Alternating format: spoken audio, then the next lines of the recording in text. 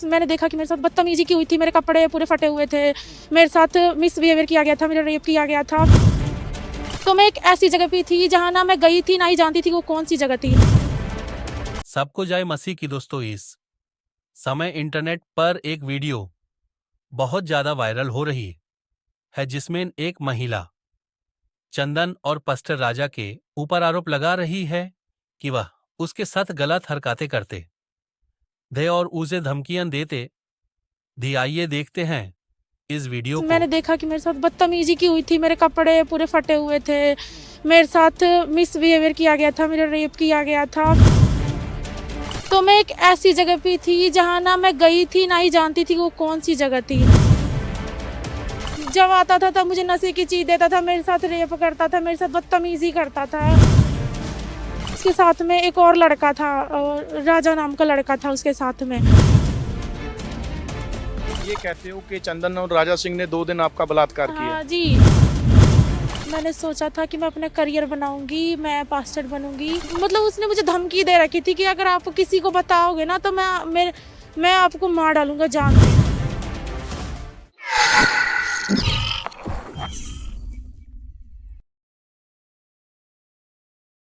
ਪ੍ਰੋਫੈਟ ਬਜਿੰਦਰ ਤੇ ਕਪੂਰਥਲਾ ਸਿਟੀ ਥਾਣੇ 'ਚ ਦਰਜ ਹੋਏ ਇੱਕ ਕੁੜੀ ਨਾਲ ਛੇੜਛਾੜ ਦੇ ਪਰਚੇ ਤੋਂ ਬਾਅਦ ਜੋ ਗੱਲ ਨਿਕਲ ਕੇ ਸਾਹਮਣੇ ਆ ਰਹੀ ਹੈ ਕਿ ਵਿਜੇ ਇਮਾਨੂਅਲ ਤੇ ਉਹਨਾਂ ਦਾ ਬੇਟਾ ਚੰਦਨ ਸੋਨੀ ਜਿਹੜੇ ਨੇ ਇੱਕ ਪੂਰਾ ਪ੍ਰੋਪੇਗੈਂਡਾ ਕਰ ਰਹੇ ਨੇ ਉਹਨਾਂ ਨੂੰ ਬਦਨਾਮ ਕਰਨ ਲਈ ਤੇ ਉਸ ਪੀੜਤ ਲੜਕੀ ਦਾ ਪਤੀ ਹੈ ਜਿਹੜਾ ਰਾਜਾ ਸਿੰਘ ਉਹ ਵੀ ਉਹਨਾਂ ਦੇ ਨਾਲ ਸ਼ਾਮਲ ਹੈ। ਸਾਡੇ ਨਾਲ ਇਸ ਟਾਈਮ ਇੱਕ ਲੜਕੀ ਮੌਜੂਦ ਹੈ ਜਿਹਦਾ ਇਹ ਕਹਿਣਾ ਹੈ ਕਿ ਚੰਦਨ ਸੋਨੀ ਅਤੇ ਰਾਜਾ ਸਿੰਘ ਨੇ मेरी दुर्गति की है, मेरा बहुत बुरी तरह शारीरिक शोषण किया है। वो गलबात की है, वो सारी गल करांगे। आप कहाँ की रहने वाली हैं, आपकी उम्र कितनी है? मैं बिहार की हूँ, मेरी उम्र 18 साल के हो आप।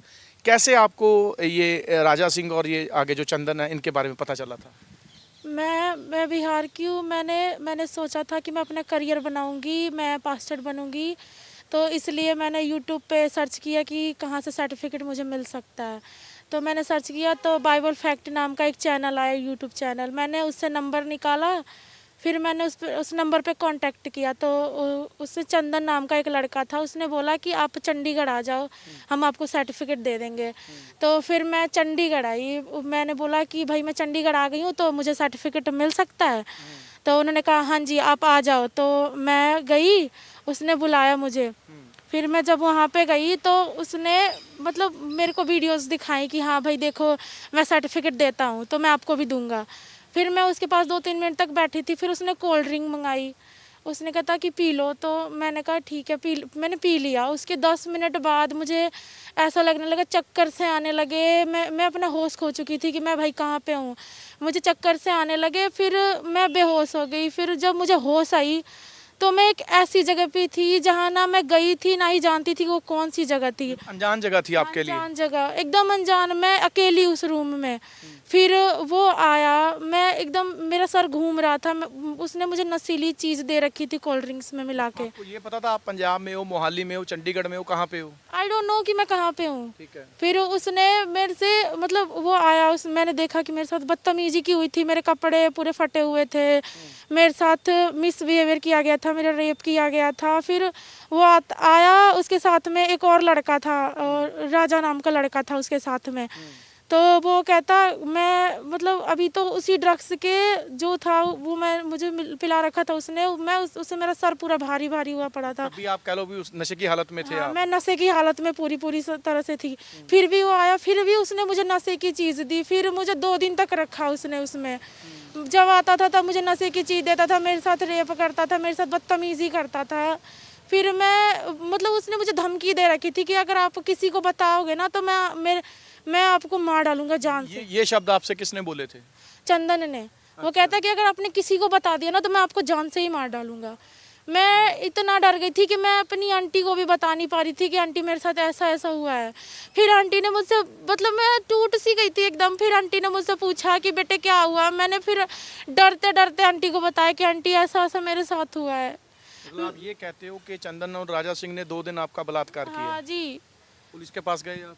जी, लेकिन पुलिस ने कोई एक्शन ही नहीं लिया। मैंने FIR भी दर्ज करवाई, नो कोई कुछ सुनवाई नहीं है इस पे। मैं अनजान शहर में एक लड़की आई पड़ी हूँ, किसी को कोई फर्क ही नहीं पड़ता कि हाँ लड़की ने कोर्ट केस मतलब किया है। इनको तो कुछ देखना चाहिए कि हाँ एक लड़की आई है, अनजान शहर से आई है, इस पे सुनवाई होनी चाहिए, किसी को कोई फर्क नहीं पड़ता। ये प्रोफेट बजिंदर मिनिस्ट्री के बारे में आपको कैसे पता चला? इनका आप कैसे पहुंचे इनके पास? देखिए मुझे पता चला कि आंटी से मैंने मतलब आंटी ने बोला कि कॉन्फ्रेंस हो रही है, तो भाई हमने सोचा कि हमें भी मतलब कोई ऐसी लड़की नहीं होगी जिसका ऐसा गंदे तरीके से रेप हो और वो इंसाफ ना चाहे, कोई नहीं होगी ऐसा। मैंने तो बोला कि आंटी ने कहा कि चलो भाई चलते हैं, फिर हम यहाँ पे आए तो हमने इनको बताया राजा कांटेक्ट। सिंह की वाइफ के साथ जो हुआ या प्रोफेट बजिंदर पे जो एफआईआर दर्ज हुई है, इस कहानी को आप जानती हैं सारी कि राजे की वाइफ है, उसने दोष जो लगाए हैं? जी नहीं। इसको नहीं आप जानते? जी नहीं। अभी क्या मांग करेंगे आप पंजाब पुलिस से या पंजाब सरकार से? मुझे बस इतना चाहिए कि इंसाफ चाहिए, मुझे इंसाफ चाहिए। उसे आप, मैं नहीं जानती आप क्या करोगे, बस आज मेरे साथ हुआ है, कल को किसी और लड़की के साथ भी हो सकता है, और कितनों के साथ हुआ होगा ये भी मैं नहीं जानती। फिर कैसे आप निकले थे उस कमरे से? कैसे जहाँ रखा गया था आपको, कैसे निकले आप? वो कुछ देर के लिए आते थे मेरे साथ, बदतमीजी करते थे, फिर चले जाते थे।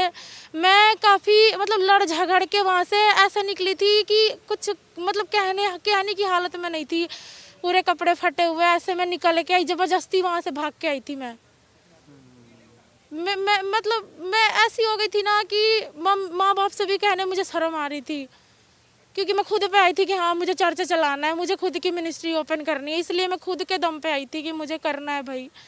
मैं माँ बाप को भी बताने के हालत में नहीं थी। गलत किया उन्होंने आपके साथ? बहुत ज़्यादा गलत किया। मुझे कुछ नहीं चाहिए, मुझे बस इंसाफ चाहिए। रोज देते थे नशा? जी आते थे 5:30 मतलब शाम को आते थे ड्रग्स दे के। अब मुझे नहीं पता वो कौन सा नशा था, लेकिन वो ऐसी थी ना कि जब वो इंजेक्ट करते थे बॉडी में, मुझे खुद नहीं पता होता था कि मैं कहाँ पे हूँ, कौन कौन सामने, पूरा सर घूमने लगता था, भारी सा हो जाता क्या हो रहा था। है मेरे साथ? कुछ नहीं पता होता था। मेरी बॉडी पूरी मतलब लूज सी हो जाती थी, कहाँ जा रही हूँ कुछ नहीं पता मुझे। तो ਹੁਣ ਅਸੀਂ ਰਾਜਾ ਸਿੰਘ ਨੂੰ ਕਾਲ ਲਾ ਰਹੇ ਹਾਂ। ਅਸੀਂ ਉਹਨਾਂ ਦਾ ਕੀ ਕਹਿਣਾ ਜੋ ਦੋਸ਼ ਇਸ ਕੁੜੀ ਵੱਲੋਂ ਉਹਨਾਂ ਤੇ ਲਾਏ ਗਏ ਨੇ। ਕਾਲ ਅਸੀਂ ਮਿਲਾਤੀ ਹੈ, ਜੋ ਸਾਡੇ ਕੋਲ ਰਾਜਾ ਸਿੰਘ ਦਾ ਨੰਬਰ ਮੌਜੂਦ ਹੈਗਾ, ਰਿੰਗ ਇਸ ਤੇ ਜਾਂਦੀ ਹੈ, ਫੋਨ ਚੱਕਿਆ ਜਾਂਦਾ ਨਹੀਂ ਚੱਕਿਆ ਜਾਂਦਾ, ਗੱਲਬਾਤ ਆਪਾਂ ਕਰਾਂਗੇ। ਜੋ ਨੰਬਰ ਸਾਨੂੰ ਮੌਜੂਦ ਹੈਗਾ ਰਾਜਾ ਸਿੰਘ ਦਾ, ਜਿਨ੍ਹਾਂ ਤੇ ਦੋਸ਼ ਨੇ ਇਸ ਕੁੜੀ ਵੱਲੋਂ ਨਾਲ ਚੰਦਨ ਸੋਨੀ ਦੇ ਮਿਲ ਕੇ ਬਲਾਤਕਾਰ ਦੇ ਜਿਹੜੇ ਦੋਸ਼ ਲਾਏ ਗਏ ਨੇ। ਫੋਨ ਰਿਸੀਵ ਹੁੰਦਾ ਜਾਂ ਨਹੀਂ ਹੁੰਦਾ, ਘੰਟੀ ਜਾ ਰਹੀ ਹੈ ਫੋਨ ਦੀ। ਜਿਸ ਵਿਅਕਤੀ ਨੂੰ ਤੁਸੀਂ ਕਾਲ ਕਰ ਰਹੇ ਹੋ ਉਹ ਤੁਹਾਡੀ ਕਾਲ ਦਾ ਜਵਾਬ ਦੇਣ 'ਚ ਅਸਮਰਥ ਹੈ। ਕਿਰਪਾ ਕਰਕੇ ਥੋੜੀ ਦੇਰ ਬਾਅਦ ਕੁਝ ਫੋਨ ਨਹੀਂ ਚੱਕਿਆ ਗਿਆ। ਇੱਕ ਵਾਰ ਹੋਰ ਅਸੀਂ ਕੋਸ਼ਿਸ਼ ਕਰਦੇ ਹਾਂ,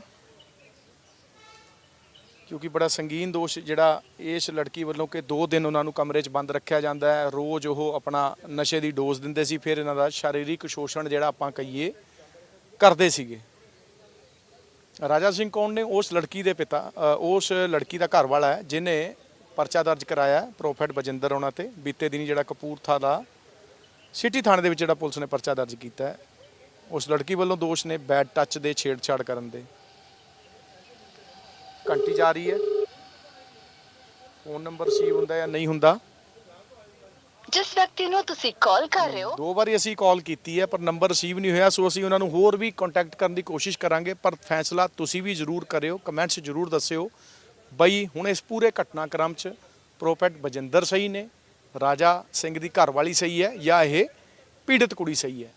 ਸੋ ਹੋਰ ਨਵੀਆਂ ਤੇ ਤਾਜ਼ੀਆਂ ਅਪਡੇਟ ਦੇਖਣ ਲਈ ਜੁੜੇ ਰਹੋ ਸਾਡੇ ਨਾਲ। ਹੁਣ ਦਿਓ ਬਲਜੀਤ ਮਰਵਾਹਾ ਨੂੰ ਇਜਾਜ਼ਤ। ਧੰਨਵਾਦ। दोस्तों, आप क्या सोचते हैं इस वीडियो के बारे में? अपनी राय कमेंट बॉक्स में जरूर लिखें और ऐसी मसीह वीडियो के लिए हमारे चैनल को सब्सक्राइब जरूर करें। Yeah.